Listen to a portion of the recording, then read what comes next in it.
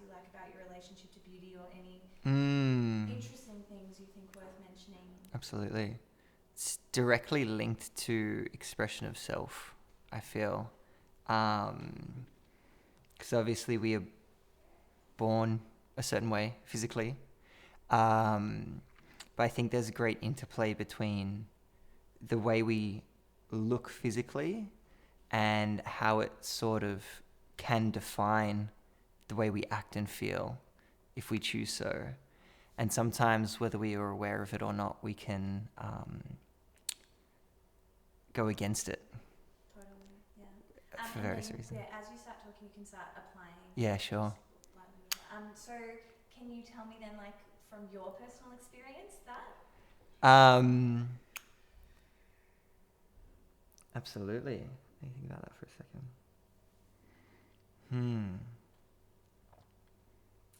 So, like, how has your experience of how you look physically Mm. over the years maybe influenced how you act? Absolutely. I feel like perhaps when I was younger, having such a strong jawline or a masculine structured face pushed me more into my femininity. And I think having long hair, because my hair was down to here up until maybe 2 years ago, pretty much my whole life, especially being in skateboarding and surfing, like that was a big part of the cultural identification, was having long hair. And I felt like perhaps I was trying to offset how masculine I looked physically and how feminine I felt inside by having the long hair to juxtapose the structure of my face, if that makes sense. So yeah, sort of playing that dance between how you look and how you feel and trying to marry those two things together and sort of have your inner experience reflect your outer experience, if that makes sense. Yeah. Was it? Yeah, I find that really interesting. Do you think there were any external, like, conversations with people, like, talking you through that, or was it just happening within yourself? Or like, did you just observe that you had this, like, masculine jaw or face, and then you felt like you had to accommodate with your feminine side? I'd love to. I think it was much more very subconscious, maybe the shadow self. Perhaps like, I also think there's that aspect of being an artist, right? You try and differentiate yourself by your appearance. Why? What is that? I'm sorry, total curiosity. Yeah. So it's like you can, perhaps if you have a more traditional appearance and you dress in a more traditional way, people will speak to you as if though, how do I put this into words?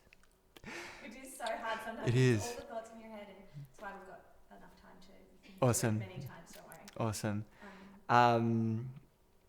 I feel like as an artist, you have this need to express yourself. And I think whether it's tattoos or facial hair and the style of it, and obviously clothes and fashion, but there are ways that we almost signal our creativity outwardly. So when people come and have a conversation with us, it's under the pretense that, hey, I fit into this subculture or I identify with this ideology. Yeah, I love that. Strong answer. Yeah. And like, when you said it was this, especially maybe in the, like, surf skating sort of younger years, and you said subconsciously you were sort of aware of this dance between masculine and feminine. Did you see that happening around you with the other, like, surfers and skaters, or like? Absolutely. Yeah. It was very like,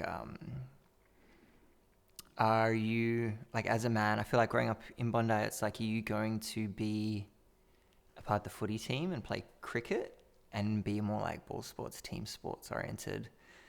Or are you going to be surfing and skating and more into the extreme sports? But it's funny because even though it's more extreme in the action of those sports and the risk and maybe the danger, it's a lot more fluid. It's a lot more sensual in the movement, I feel, in that state of flow with skating and surfing, as opposed to, like, ball sports are often quite strong and athletic, and the camaraderie in the team around that is very strong. Whereas with skating and surfing, yes, you can go out with your crew, but it's like, at the end of the day, it's one man and one board, you know. That's so interesting. I had never really thought about skating or surfing as feminine. And then Sure. I recently was in Bali and learnt to surf. Yeah. I was chatting back and forth with Ellen about it a lot.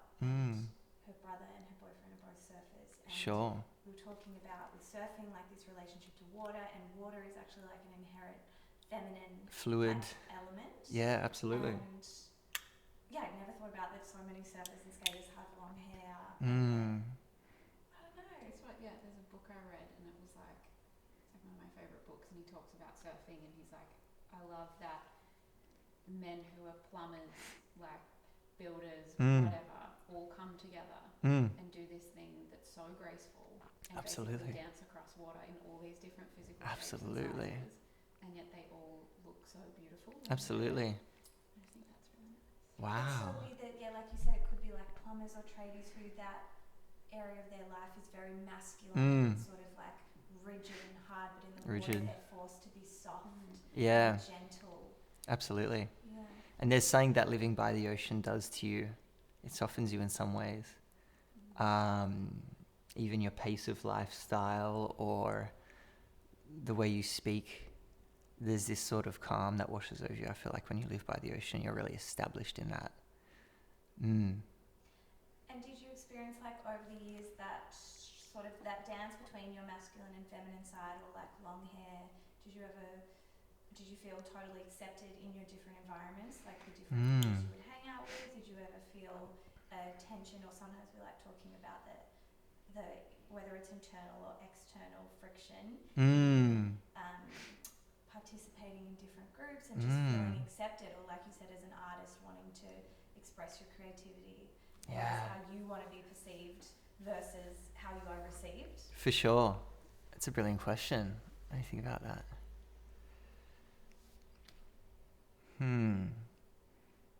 I feel like I had perhaps more mobility in creative circles when I had longer hair, or maybe if I was presenting as more feminine. I feel like, and it could just be an insecurity, but when I present as strongly masculine, it's like perhaps I have, or I feel more of a need to convey my sensitivities or convey my creative viewpoints. And that might just be reactionary, me moving away from the way I think people perceive me as a man, which I think ties into a greater cultural discussion that's going on right now, which is interesting.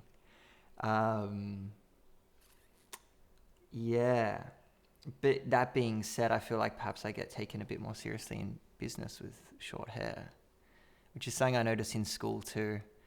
I was discussing the other day how I was like, I wonder if schools still say girls can't wear coloured nail polish, or that guys have to cut their hair or not have a beard. I was like, that's actually insane. It's such a weird, traditional concept that it's just like, what the hell? You're literally from a young age telling kids like you can't express yourself. Yeah. And I was just discussing it with friends and I think family at the same time, and we were like, I was trying to look at it from a positive view and be like, what elements of like discipline or structure reinforce in a child that is positive, but at what point does it become negative? Constricting. So do you feel like you noticed a big shift or reaction in people when you cut your hair? Or like, why did you decide to, and how did you feel when you did it? Because absolutely. It's been a big part of your identity, I'm assuming, for so long. Was it an easy transition, or did you struggle with it? It was very metaphorical. It was a very how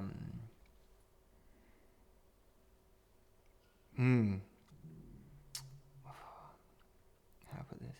I felt as though there were changes happening internally that I needed to reflect externally, and I felt like I was stepping more into my responsibility and my power and my drive to go out creatively and pursue what I want and pursuing my creative vision. I felt like as I came into my body and I came into my responsibilities, I felt like there was a part of my masculine self that I needed to step into.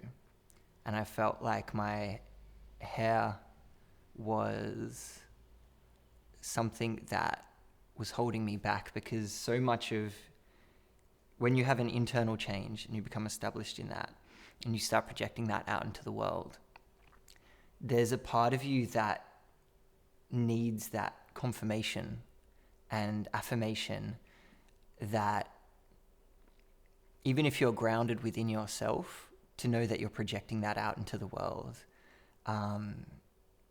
in your mind, it almost only becomes a reality when people start mirroring that back to you. So I think in order to feel aligned with the changes that were happening within, I needed to make that change externally. And I think, yeah, definitely the way I got taken on face value had changed a lot, especially more so in things like, say, the service industry, right? It's interesting when I go into a restaurant and I'm wearing a suit jacket and I have my short hair, and if it's slicked back or something, it's like it's so, you get treated differently to as whether you have a t-shirt and shaggy hair, and, you know, and all of that is dress and set and setting. But it's interesting, there are these really entrenched archetypal roles, you know, and things like suit jackets, they're real signifiers of that. It's interesting. And this is the fun thing about fashion and appearance and beauty, is you get to pick and choose, right? Your subcultures, the music you listen to, it's I don't know, a really beautiful format to express yourself. You know. However, when you do see somebody committed to an aesthetic, it's like, salute, you know? So this guy I went to university with, he would rock up every day with the same bandana and a leather jacket and like his huge chain, and he was just like metalhead through and through. And every day he wakes up and he's committed to that. His tattoos are that, everything's that. And it's like so much respect for the commitment that, you know, and it's these people who keep subcultures alive. You know, it's like you're walking down the street and you see an old lady who's like full punk, and she's been punk since punk was punk. And you're like, it's purists like that keep it going. But in this modern age, why refrain from exploring? And I think you see that with social media and Instagram. It's like in the past, say the 60s or 70s, it's like there's a look. There's variations on the look, but there's a cultural context, and that lasts for a decade.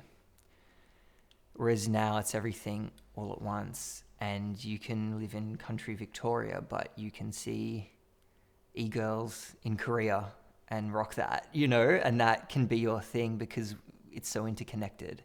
And it's not like we're having one cultural moment. There's no one subculture. It's sort of blending. And in some ways, I feel like there's a bit of tragedy in that, because you lose the cultural context that makes a subculture so strong, and everything's a variation of an idea. But that's just where we're at, you know. That's just where we're at. Yeah, I fully agree, like, so much with that. And it's hard because I'm trying to be open where I love the purists who just have, like, from day one, they're just like, this is me. Yeah. But then I'm also like, I've got friends who are total chameleons. Like, Wow. each month I see them, I'm like, you're a different aesthetic in person. Yeah. And I love that. And then there's people who've maybe just had two looks, like external representation, and that was sort of just interesting because they were like, this was me, and then it really represented an ego death or whatever, where I transitioned into this new look, and I felt comfortable letting go of that person. But then other people have it in between. Really love that. Fascinating. Does anyone else have any questions? How do you feel when you look back at photos of you with the long hair? Great question. When you answer that, yeah, if you can just do another, just I might take it off and reapply. Yeah, whatever feels good. To just because you've said so many good things, and if we mush it together, we'll just yeah. That'd be great. Thanks. Awesome. Do you mind filming some? Do you mind filming a little bit, just behind the scenes? Thanks. All right. This is nice. It's not it doesn't have like a flavor that's really Yeah, in yeah, your that was face. my whole thing. I was like, it can be Yeah, too offensive sometimes. absolutely. With crumbs and It's almost just like particular. it has the same sort of cleanliness as like coconut oil or Yeah, some yeah. light That's what it thin. is. Yeah, I love that. Yeah. All right, the question. Sorry. Yes. But yeah. So Oh how yeah. do you feel when you look back at photos of yourself with the Yeah. I long for it a little bit still. Absolutely.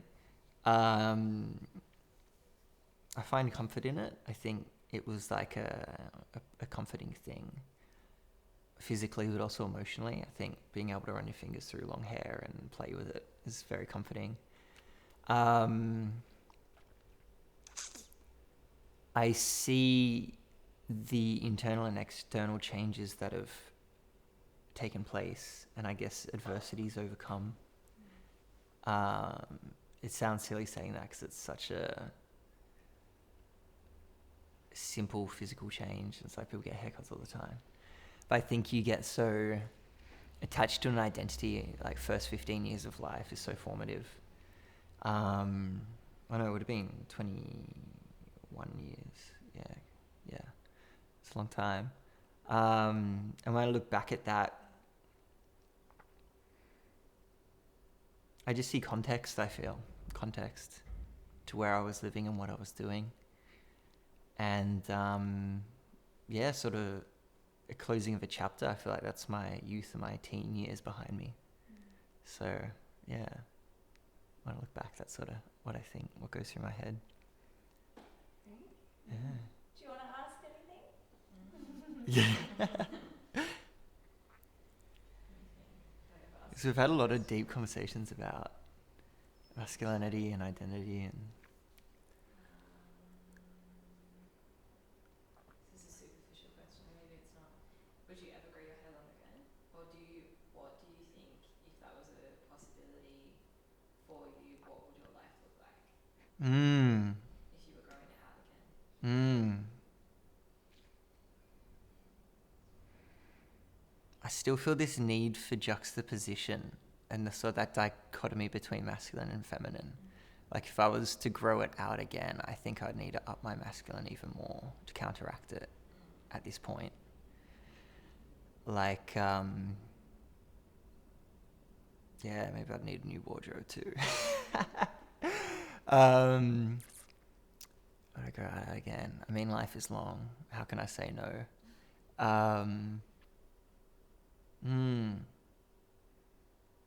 I think it's very closely interlinked with that slow lifestyle too, like living off the land.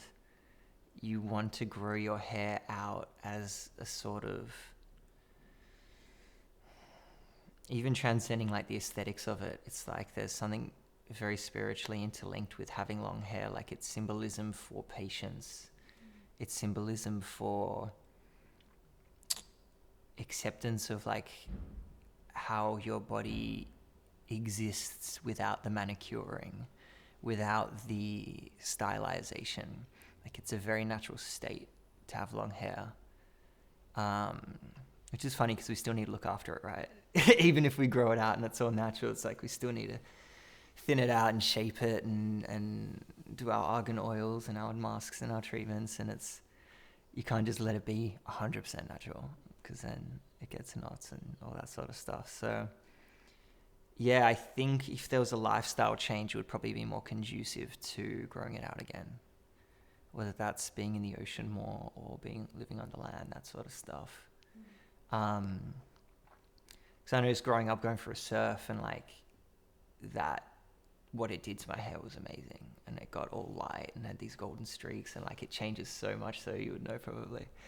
And then you come down to Melbourne and it gets long and dark and I don't know, some people's hair with salt water, it just really brings life into it and others not so much.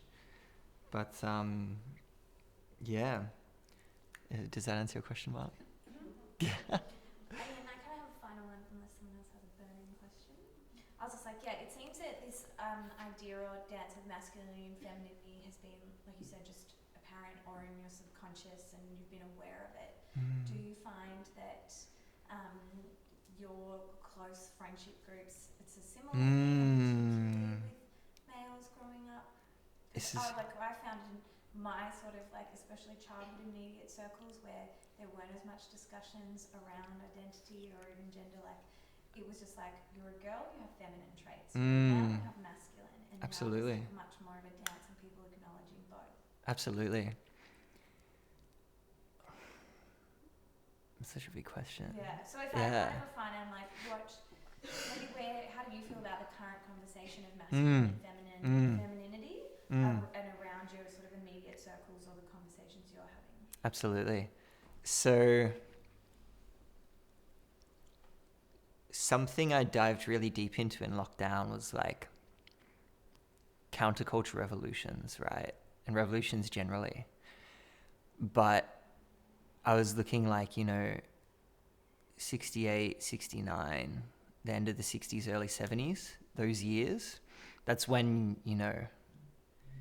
I'd say like feminine men had their peak in a pop culture context. Every album cover had bands with long hair, everything, And I think coming out of the 50s post-war era, the conservative of that, you have, this rebellion in every aspect of life. But the 60s and the 70s and that counterculture revolution was really when gender roles were flipped on their head. And pre-COVID and during COVID, I was thinking about the role of the counterculture revolution when you swing so hard into the Vietnam War and that corporate America, you have this revolt into like communes, free love, long hair, lentils and mung beans, And I was thinking how I was sort of born into an era of maintenance. You have this creative maintenance and destruction. There were no wars, really. There were no pandemics at that point in time. There was nothing pop culturally that was really driving division. And I was thinking to myself that, hey, maybe this virus will be something that sparks conversation in a cultural context and divides and pushes the pendulum so hard to one side that it swings to the other. And growing up, I always wanted to be a part of the free love movement. And with the surfing and the skating, you're always looking back to the 60s and 70s and even the music and the bands you listen to. So that playing into your question, I feel like we are either what we're experiencing is the precursor to a countercultural revolution that will happen, or we're in the midst of it and we haven't had the perspective to be aware of it. And I think when you think about gender roles in the 60s and 70s and the free love movement, like sexuality and identity and beauty standards were very physically expressed. Whether it was nudity and living in the nude or, group sex dynamics, and Eastern philosophy and tradition playing into that, yoga, kundalini practices, all that sort of stuff. I feel like the counterculture revolution that we're going in now or we're heading into is very ideological. The conversations we're having about sexuality and identity are all very heady. It's gender roles and gender identification, and it's very psychological, it's political in terms of discussion, not action. We don't have